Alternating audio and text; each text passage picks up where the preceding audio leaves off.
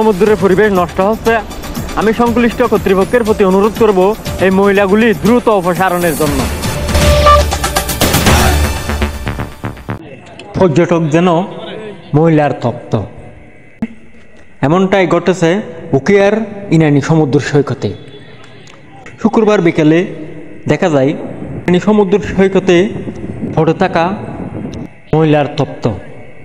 সমুদ্রের পরিবেশ নষ্ট হচ্ছে, যেন দেখার কেউ নেই। পর্যটকদের দাবি দ্রুত ময়লাগুলো অপসারণের জন্য। ইনানি সমুদ্র সৈকতে এসে ভালো লাগলো।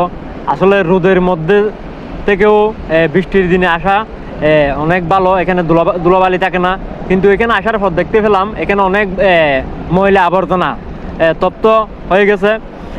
এগুলি আসলে সমুদ্রের পরিবেশ নষ্ট হচ্ছে। আমি সংশ্লিষ্ট কর্তৃপক্ষের প্রতি অনুরোধ করব এই ময়লাগুলি দ্রুত অপসারণের জন্য।